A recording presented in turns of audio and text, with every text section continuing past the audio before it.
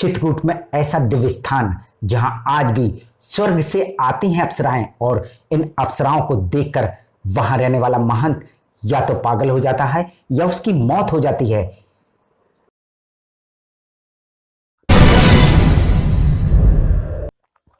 तो फिर प्रभु की कृपा से तो सत एक बार डिग भी गया। क्या हुआ था आपके साथ? हाँ? क्या हुआ था? ये जो है बड़ा अप्सरा का रूप धर करके मुझे सोते में ऐसा हुआ कि एक लड़का मुझे बुलाने आया, महाराज जी वो तुमको लो बुला रही है। तो सोने की बात है। तो मैं गया वहाँ, तो इतना सुंदर स्थान बना था कि कभी हमने देखा नहीं था वहाँ। और अनेकों एक इतने सुंदर स्त्री बैठी थी मोहिनी स्वरूप कि मेरा धर्म डिग गया। और जो धर्म डिग गया तो मैं जगा तो रोने लगा, प्रभु अगर हम यहाँ सब घर परिवार छोड़ के आए हैं और ये हमें इसी तरह परेशान करेंगे तो हम कैसे आपका भजन कर पाएंगे, कैसे यहाँ टिकेंगे। और बड़ी जोर से रोने लगा। और प्रभु इनको करीब करीब 8-5 किलोमीटर से दूर रखो हमारे यहाँ, प्रभु हम की शरण में हैं। तो फिर क्या हुआ कि मुझे भी यहाँ से जाना पड़ा। फिर कहाँ गए? फिर गया, बीमार हो गया, फिर घर भाग गया। वह स्थान है देवांगना। वैसे तो इस स्थान पर कोटि तीर्थ, पंपासुर और अंत में देवांगना है। वैसे तो इन तीनों तीर्थ स्थानों का अलग अलग महत्व है, जिसमें कोटि तीर्थ पर भगवान श्री राम ने वनवास काल के दौरान कोटि मुनि नाम के महंत को दर्शन दिए थे, इसलिए इसका नाम कोटि तीर्थ रखा गया है। और उसी समय इस स्थान पर दिए गए जल की धारा चल रही है। कोट तीर्थ स्थान का नाम है। जब भगवान आए थे चित्रकूट, तभी कोट मुनि तपस्या करते थे, तो यहाँ का नाम कोट मुनि पहले था संत का। फिर जब भगवान आए तो यहाँ जो है कोट तीर्थ बन गया। उन्हीं का दिया हुआ जल ये आज चल रहा है, तो तब से कोट तीर्थ नाम पड़ गया। वहीं बीच में पंपासुर है।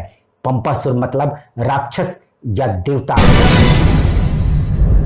भगवान राम यहाँ आए हुए हैं, यहाँ राक्षसों को मारा है भगवान राम। यही हनुमान जी अपनी गुफा बनाई है। कहाँ गुफा बनी है? नीचे गुफा है। गुफा है जी, हनुमान गुफा, हनुमान जी की जी। और वहीं उससे आगे देवांगना पड़ता है। देवांगना में इंद्र की बहू जयंत की घरवाली देवांगना पर तपस्या करने आई थी और उसी समय से भगवान श्री राम वनवास काल में आए थे, तभी से इसका नाम देवांगना पड़ा। और आगे उसके देवांगना पड़ता है। तो देवांगना में जो है इंद्र की बहू, इंद्र की बहू जयंत की घरवाली वहाँ तपस्या करने आए थे। जब भगवान चित्रकूट आए थे तब जो है यहाँ तपस्या करती थी, तब से नाम देवांगना पड़ गया वहाँ का। वैसे तो कहा जाता है कि इंद्र की बहू देव कन्या थी। उसी समय से ये स्थान लगातार चले आ रहा है। देवताओं की वो कन्या थी, तभी तीनों स्थान जो है तब से चले आए बरकरार। उसी समय से ये स्थान लगातार चला आ रहा है। यदि एक नजर उस स्थान पर डाली जाए तो ये स्थान स्वर्ग से कम सुंदर नहीं लगता। चारों ओर प्राकृतिक छटा बिखेरे हुए है, और बिखेरेगी क्यों नहीं। जहां इंद्र की बहू और जयंत की पत्नी ने तपस्या की है, वहीं कोटि तीर्थ के महंत वर्ष में 6 माह गुफा में रहकर तपस्या करते हैं और 6 माह गुफा के बाहर रहते हैं। ये अभय टीवी का सौभाग्य था कि महंत उनको कोटि तीर्थ आश्रम में मिल गए। वैसे तो हम 6 महीना तपस्या करते हैं, 6 महीना बाहर रहते हैं। उस तपस्या में क्या क्या आप मतलब भजन करते हैं, क्या क्या? ये नहीं बताएंगे। ये फोटो में निकालना गलत है।